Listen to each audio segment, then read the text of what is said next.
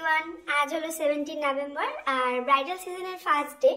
আজ হয়তো আমার ব্রাইড নেই, কিন্তু আজকে এটা অনেকটা টাফ শিডিউলের মধ্যেই আছি। টুকটাক অনেকগুলো কাজ আছে, ইচ্ছা আছে সেগুলো তোমাদের সাথে শেয়ার করব। তো চলো বেরোনো যাক। আর এখন অলরেডি আড়াইটে বাজে, বাট আড়াইটে আমার কল টাইম। এই যেখানে বাবা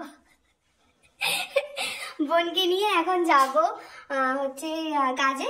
ফার্স্ট কয়েকটা হেয়ারস্টাইল আছে, তারপর পার্টি মেকআপ আছে, অনেকগুলো হেয়ারস্টাইল আছে আর সেগুলো টাইমলি কমপ্লিট করতে হবে। বাট বিভিন্ন ডিফারেন্ট লোকেশনে রয়েছে, বাট শ্রীরামপুরের মধ্যেই। তো চলো যাওয়া যাক, আর বাকি আপডেট তো তোমাদেরকে দেখাবো অবশ্যই। আর আজকেই মেনলি দুপুরে লাঞ্চ করতে অনেকটা দেরি হয়ে গেছিলো। যাই হোক, শশা খেতে খেতে গাড়িটা বের করে নিয়ে দুজনে মিলে কিন্তু বেরিয়ে পড়লাম। আর আজকে মেনলি আমাদের কাজের লোকেশন ছিল আমাদের বাড়ি থেকে মাত্র 10 মিনিট। তো সেই জন্য অতটা তাড়াহুড়ো করিনি, ভেবেছিলাম টাইমের মধ্যে ঠিক পৌঁছে যাব। এইদিকে কিন্তু মাথায় চিন্তাও ছিল যে এতগুলো কাজ সময়ের মধ্যে কি করে কমপ্লিট করব, কারণ সবারই তো একটা সময়ের ব্যাপার থাকে, তাই না? এক জায়গায় লেট হলে বাকি সব জায়গায় লেট হয়ে যাবে। সেই জন্য ফার্স্ট লোকেশনে চলে গেলাম, গিয়ে তাড়াতাড়ি করে কিন্তু আমরা কাজটাও স্টার্ট করে দিলাম। এদিকে ক্লায়েন্টের যেরকম ডিম্যান্ড ছিল সেই অনুযায়ী হেয়ারস্টাইলগুলো করব। আর এখানে একটা শাড়ি ড্র্যাপিংও ছিল, বাট সেটা যাওয়ার পর জানতে পারি। তো ছোটো ছোটো কাজ, তাই তোমরা কিছু মাইন্ড করো না, কারণ এইভাবেই আজকে আমার প্রথম দিনটা শুরু হলো। আশা করছি তোমাদের ভালোবাসা পেলে কিন্তু নেক্সট হয়তো প্রত্যেকটা ডেটেই ব্রাইডাল বুকিং আসবে। তো যাই হোক, দেখো ফার্স্ট আমার হেয়ারস্টাইলটা কমপ্লিটও হয়ে গেছে। এখানে আন্টির হেয়ারস্টাইলটা ছিল এবং তার মনের মতন করে হেয়ারস্টাইলটা করার চেষ্টা করেছি।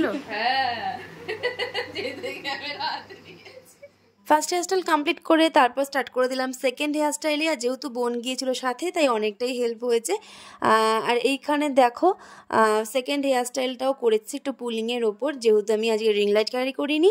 তো সেই জন্যই কিন্তু আমার ফটোগুলো অতটাও ক্লিয়ার নয়, বাট প্লিজ কিছু মনে করো না।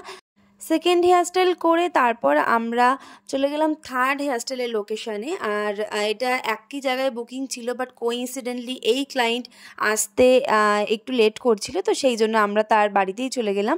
তো দেখো এখানে এই হেয়ারস্টাইলটা তার ডিম্যান্ড ছিল এবং সে আমাকে ফটো দেখিয়েছিল, তো সেম করার চেষ্টা করেছি। বাট আমার এই হেয়ারস্টাইলটা করে ভীষণ ভালো লেগেছিলো। শাড়ির কালারটা তো অসাধারণ, শাড়ি ড্র্যাপিং আর হেয়ারস্টাইল ছিল তার বুকিং। সেইগুলো করে চলে গেলাম ফোর্থ হেয়ারস্টাইল। কিন্তু আমার না মানে সব হেয়ারস্টাইলের আমি ক্লিপিংস নিতে পারিনি, কারণ যেহেতু সময়টা হাতে ছিল কম আর কাজটা করতে হতো অনেক বেশি। সবারই একটা বেরোনোর তাড়া ছিল, আমার থেকেও তাদের তাড়া একটু বেশিই ছিল। তো সেই জন্যই কিন্তু আমি আর কোনো রকম ক্লিপিংস শেয়ার করতে পারলাম না। ফাইনাল লুকটাই তোমাদের সাথে শেয়ার করছি। এখানেও এই হেয়ারস্টাইলটা ছিল, তারও ডিমান্ড ছিল একটা মেসি হেয়ার বান। তো তার চুলে যেরকম মেসি হেয়ার বানটা হয়েছে আমি করার চেষ্টা করেছি। তো তারপর চলে গেলাম কিন্তু একদম ফোর্থ, আমার একটা পার্টি মেকআপ বুকিং ছিল।